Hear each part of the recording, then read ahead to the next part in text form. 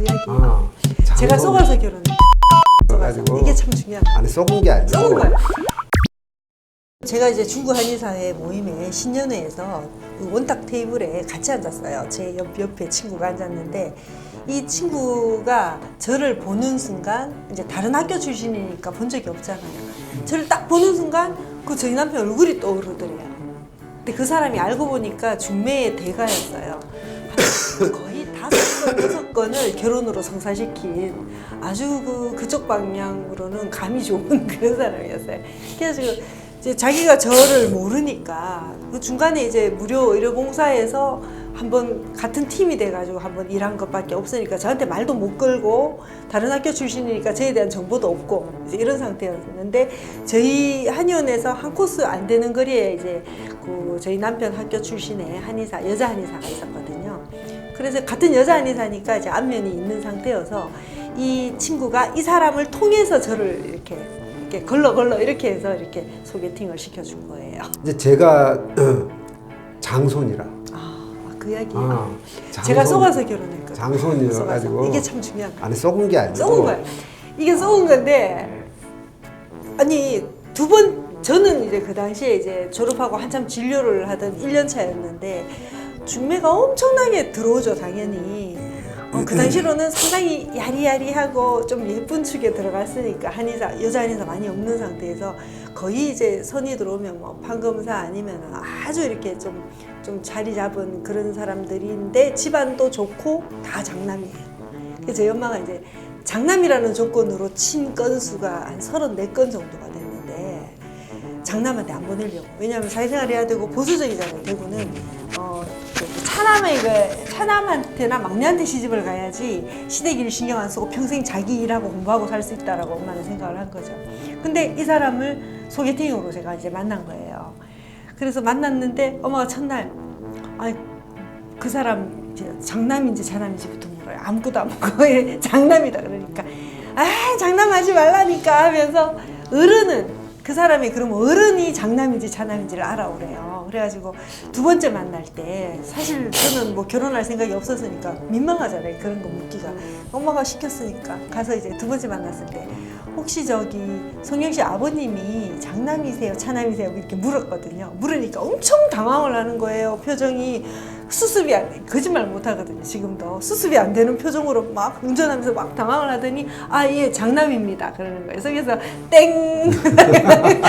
근데 그러면 몇 남매의 장남이세요? 하니까 또 막 그냥 막 눈앞에 뭐가 안 보이는 듯이 당황을 하더니 저 7남매의 장남입니다. 이러는 거예요. 그래서 여기서 땡! 그래서 몇 남 몇 녀냐고 물으니까 막 당황을 하더니 5남 2녀라고 얘기를 하는 거예요. 그래서 이제 그날 집에 가서 엄마한테 제가 5남 2녀 그 아버님이 7남매의 장남이고 성룡 씨가 장남이다 이렇게 얘기를 하니까 제 엄마가 똥 한 발 벌려다가 똥차에 치여 죽는다더니 그만 만나! 이렇게 이제 한 거죠. 두 번째 만나는 거에서 맛집 이렇게 장남이면 장손이니까 이게 예를 들어 치차집 장남 며느리는 예를 들어 대소사에 참석하지 않아도 표가 안 나는데 장손 며느리는 어디에도 빠지면 안 되는 그런 위치이기 때문에 네가 그 가족을 건사해야 되고 가족을 위해서 해야 될 업무가 너무 많은데 너 같은 아이가 그런 집에 시집가면 그 집이 망한다. 왜냐하면 저는 책만 보고 공부만 하고 엄마가 알기로는 저희 언니는 정말 좀 잘해요. 그래서 언니는 장손집에 시집을 갔는데 엄마는 그건 터치도 안 하고 걱정도 안 했는데 저는 엄마가 공부하는 모습만 봤기 때문에 이제 그런 걸 할 수 없다라고 생각을 한 거죠. 근데 이제 상견례 저희가 굉장히 만나고 한 달 반 만에 거의 날을 잡을 만큼 굉장히 빨리 진행이 됐었는데 이제 성영 씨 집 어머님 아버님은 그냥 못 만나는 거예요. 내 마음에 들면 만나라. 내 마음에도 안 드는 여자랑 정들면 안 된다. 얘기가 너무 길어지고 그래서 그날 내가 얘기했다. 이게 자기 자꾸 속이려고 해. 그래가지고 그날 이제 오후에 상견례 날이었는데요.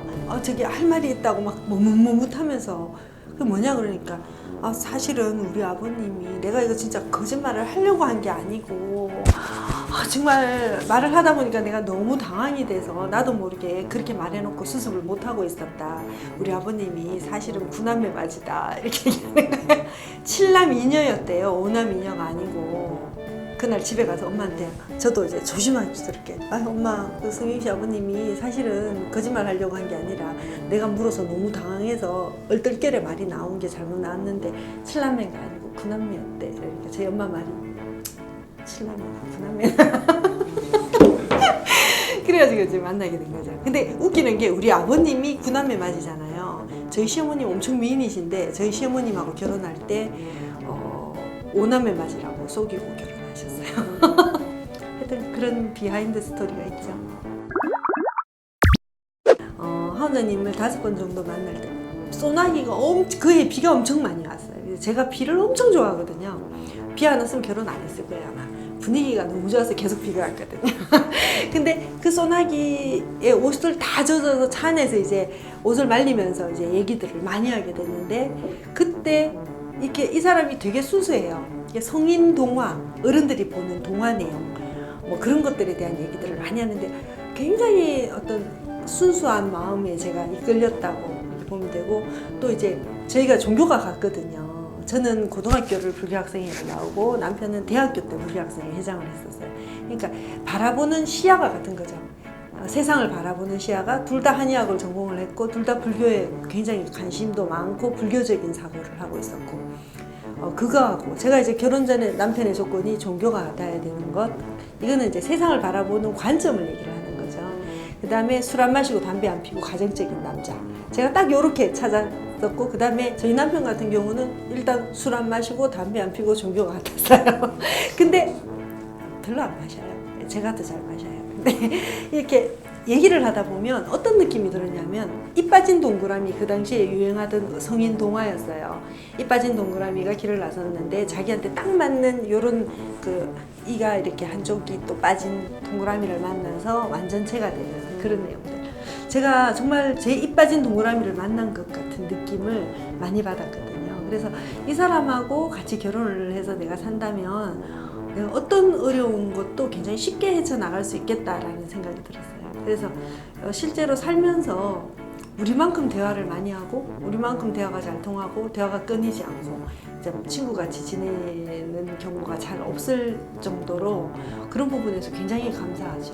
저희 엄마도 그렇게 반대를 사실은 위치 때문에 반대를 한 거지 이 사람은 너무 마음에 드는데 네가 감당해야 될 결혼은 집안과 집안의 결혼이고 네가 집안의 어떤 위치로 들어가는 거기 때문에 반대를 하신 거지 사람은 정말 처음부터 마음에 들어 했었거든요. 인품이나 여러 가지 좀 그 당시에는 뚱뚱해가지고 살이 약간 찐 거 그게 좀 마이너스였고 키가 약간 작은 거 그런 거 좀 마이너스였지만 사람은 인품은 더없이 이렇게 훌륭하다는 거를 엄마가 알고 인정하신 상태였기 때문에 저희가 이제 결혼을 할 수 있었죠.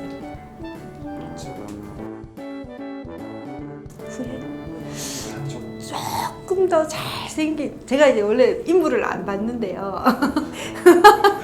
그래서 사실은 하은이 지금 이제 잘생겼다는 얘기 되게 많이 들어요. 나이에 비해서. 근데 결혼할 때 이제 좀 살도 좀 더 찌고 해서 인상이 되게 좋다는 얘기 많이 들었는데 저는 이제 그런 사람에 대한 선택에 대해서는 제가 더없이 감사하게 생각을 하고요. 단지 이제 결혼을 안 하고 살았으면 어땠을까라는 생각은 수시로 했었어요.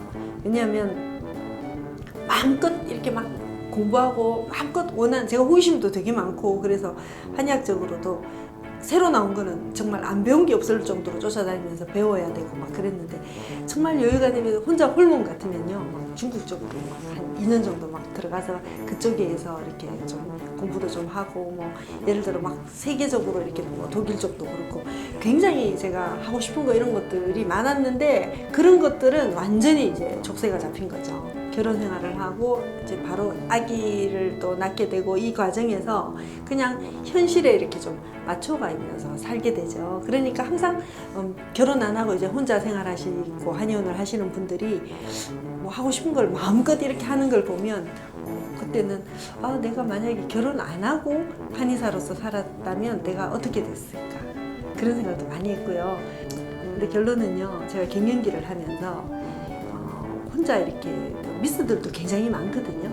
근데 정말 지지고 볶고 살아도 이렇게 결혼을 하고 좀 가정을 갖고 산 분들이 갱년기가 얘기가 되니까 훨씬 좀 더 이겨내기가 쉬운 것 같아요. 혼자 이렇게 계신 분들은 훨씬 더 많은 것들이 갖춰져야 되고 훨씬 더 많이 또 강해야 되고 이렇게 외로움이라든지 혼자 극복해야 되는 부분들이 훨씬 더 많다는 생각을 하게 되죠. 그래서 결혼 후의 삶은요. 결혼 안 하셨죠? 결혼 후의 삶은 어떤 그 느끼는 행복이나 주어지는 행복은 반드시 정확한 대가가 따른다는 거. 그만큼 고생을 해야 그런 대가가 따르는 소통, 노력, 모든 것들이.